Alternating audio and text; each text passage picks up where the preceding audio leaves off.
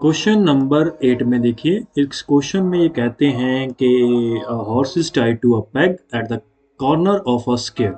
मतलब अगर यहाँ पे एक हॉर्स को टाई कर दिया जाता है इस कॉर्नर पे, ठीक है, स्केयर के, तो और उस रोप की जो लेंथ है वो हमें बता रखी है कि उस रोप की जो लेंथ है इट इज़ 5 मीटर। ठीक है जी। और उसके बाद बोलते हैं कि ये जो स्केयर है, ठीक है, इसकी साइड है 15 मीटर। तो स्केयर की साइड है 15 मीटर, ठीक है जी। और ये जो रोप की यहाँ तक जो लेंथ है वो है 5 मीटर। ठीक है।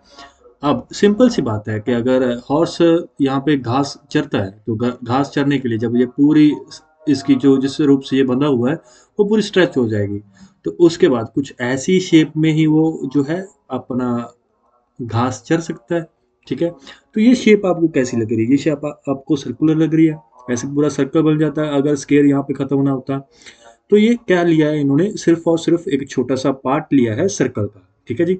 ऐसे करके एक छोटा सा सर्कल का पार्ट बना है, लेकिन इसको ऐसे हम पूरा कंप्लीट कर सकते थे।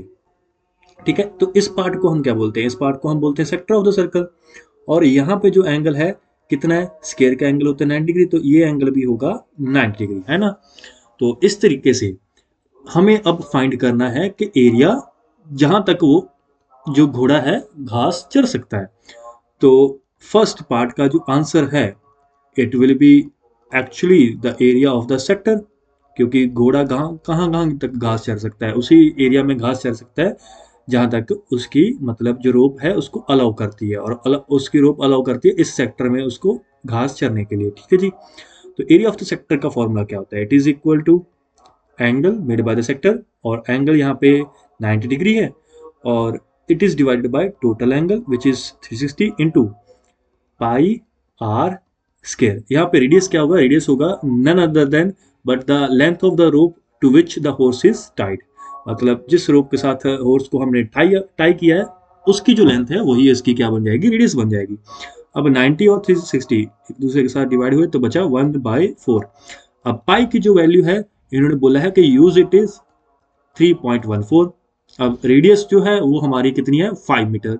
तो यहाँ पे आ जाएगा 5 मीटर का स्केयर विच इज 25। अब इस सब को जब हम कैलकुलेट करते हैं तो हमारे पास आंसर आएगा 19.625 मीटर स्केयर। ठीक है जी। यहाँ पे जो पहले पार्ट का आंसर है यहाँ पे खत्म हो जाता है। अब बात करते हैं सेकंड पार्ट की।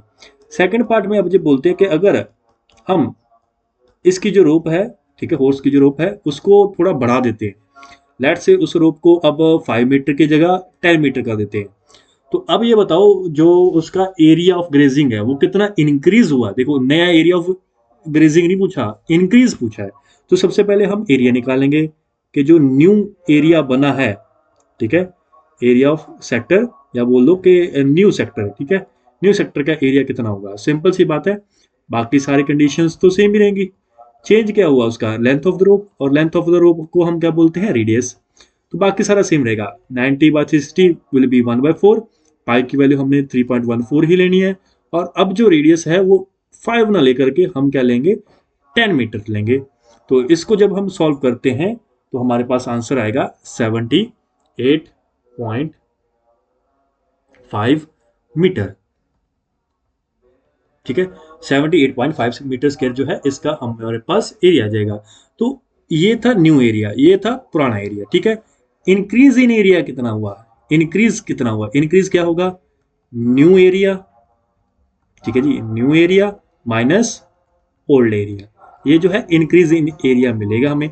अब न्यू एरिया कितना है? 78.5, और ओल्ड वाला जो एरिया है वो कितना था? 19.625।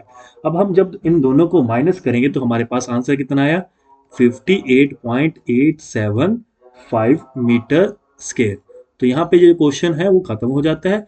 अब हम मिलते हैं नेक्स्ट वीडियो में नेक्स्ट क्वेश्चन को लेकर।